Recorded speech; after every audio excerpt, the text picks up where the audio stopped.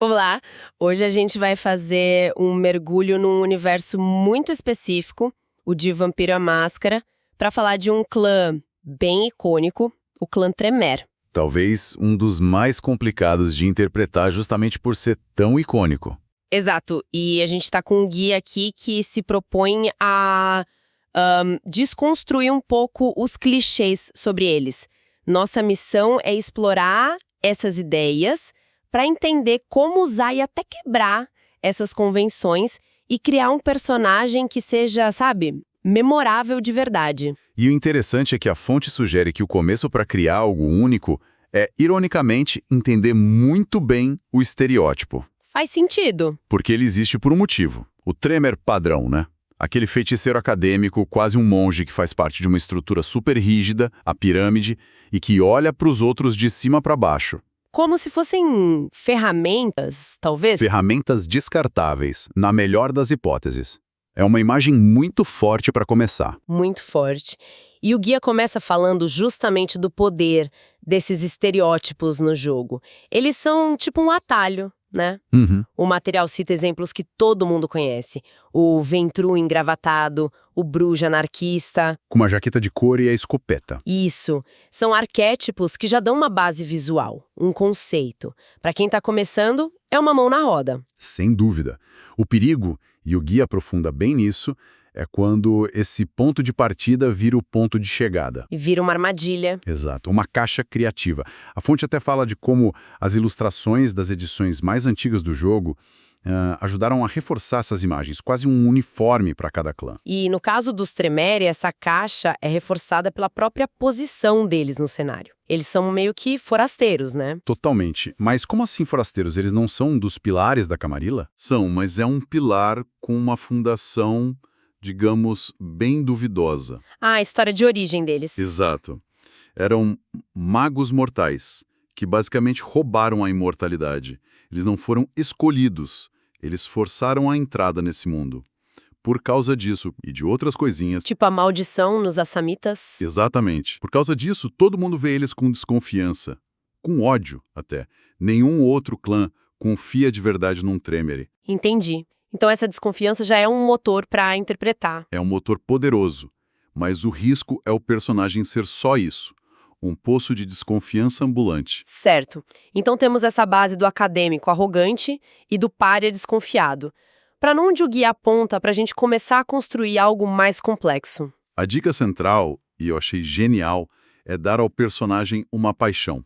Uma obsessão muito específica. E o crucial é que essa paixão não precisa ter nada a ver com o ocultismo. Pelo contrário, funciona até melhor quando não tem. A fonte dá uns exemplos ótimos, tipo, o personagem pode ser um físico quântico obcecado pela teoria das cordas. Ou um antropólogo que estudou uma tribo isolada a vida toda.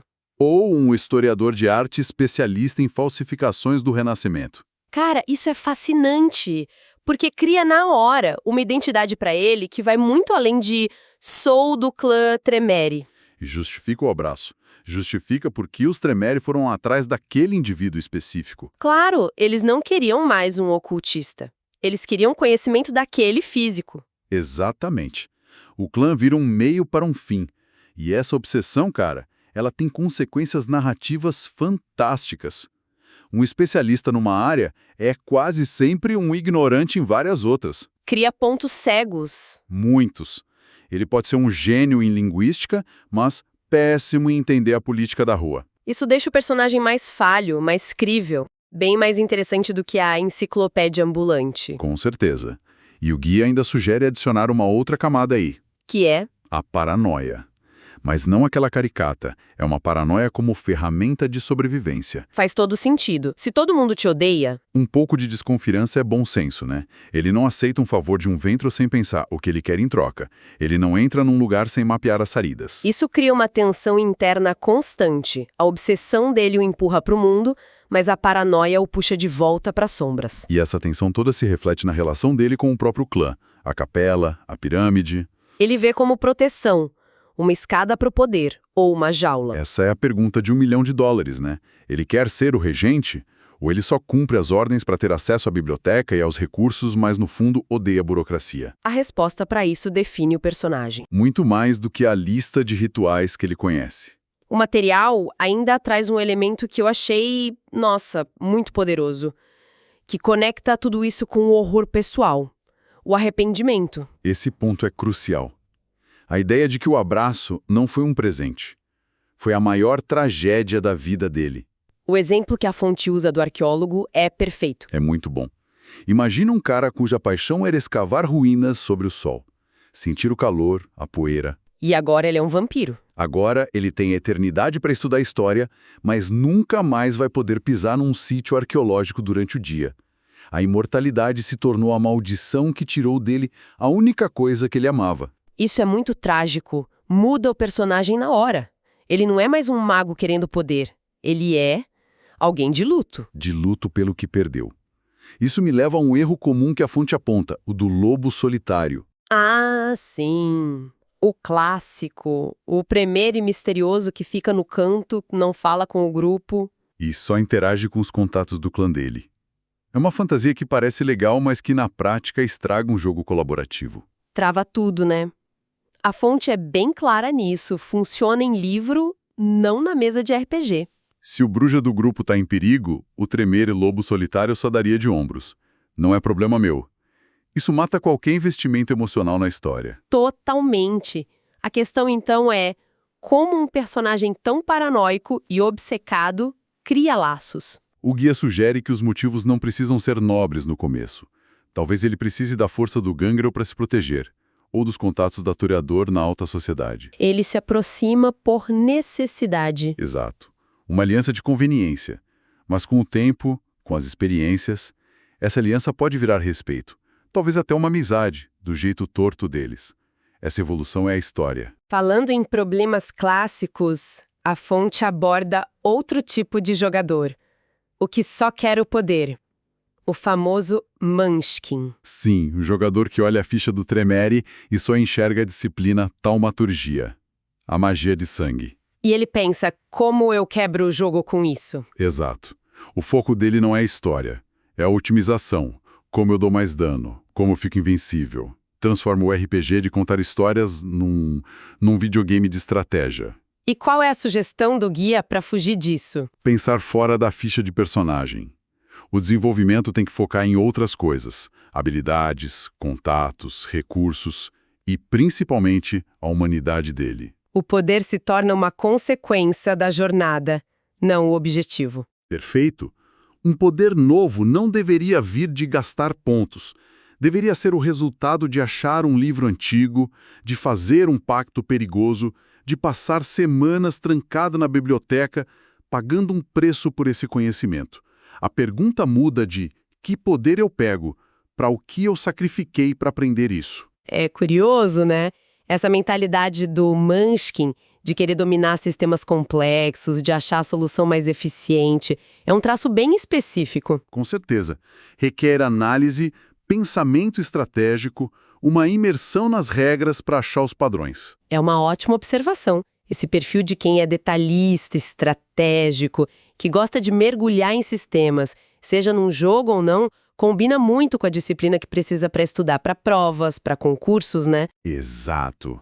E para quem tem esse foco e está se preparando para vestibular, um concurso público, uma carreira militar, a prova da OAB ou a residência médica, existe uma ferramenta que se encaixa perfeitamente nesse modo de pensar. É verdade, faz todo sentido. Se você é estudante e quer se preparar de verdade, entre agora em medicobe.com.br, baixe o app e aproveite o maior banco de questões do Brasil com provas anteriores de todas as instituições, questões comentadas, resumos práticos, aulas completas e flashcards prontos para revisar onde quiser. E retomando essa ideia da narrativa sobre a mecânica, a fonte propõe um conceito que eu achei bem ousado. Uma campanha inteira só com personagens Tremere. Parece repetitivo à primeira vista, né? Exato. Mas o guia argumenta que é o contrário. Num grupo misto, a punch interna dos Tremere é só um pano de fundo. Numa crônica só deles, vira o palco principal. As intrigas entre as casas, as disputas de poder na capela, os segredos, tudo vem à tona. E força os jogadores a serem diferentes entre si. Não dá para ter 4 magos de biblioteca. Não mesmo. A sobrevivência do grupo ia exigir especialização. Você teria o tremer diplomata, o rosto do grupo, teria o tremer guarda-costas, o executor. O pesquisador de campo, que é quem se arrisca. E sim, o acadêmico que fica na biblioteca decifrando o que os outros trazem. Todos tremere, mas com funções e visões de mundo totalmente diferentes. Imagina o potencial para conflito aí dentro. Um Tremer super legalista da pirâmide tendo que trabalhar com um que acha a estrutura toda arcaica. A tensão seria constante. Seria uma forma incrível de subverter o estereótipo de dentro para fora. Então, para resumir, a ideia não é jogar o estereótipo fora. De jeito nenhum. É usar ele como a primeira camada de uma pintura muito mais complexa. Comece com o arquétipo do mago, mas dê a ele uma paixão que o humanize. Adicione a tensão da paranoia como sobrevivência, explore a relação de amor e ódio com a hierarquia do clã e, o mais importante, encontre um motivo para ele se importar com os outros jogadores na mesa. O objetivo não é criar o vampiro mais poderoso. Mas sim o mais interessante. O que nos deixa com uma última reflexão, né? A gente falou muito sobre a obsessão como motor do personagem. Sim, e isso levanta uma questão importante.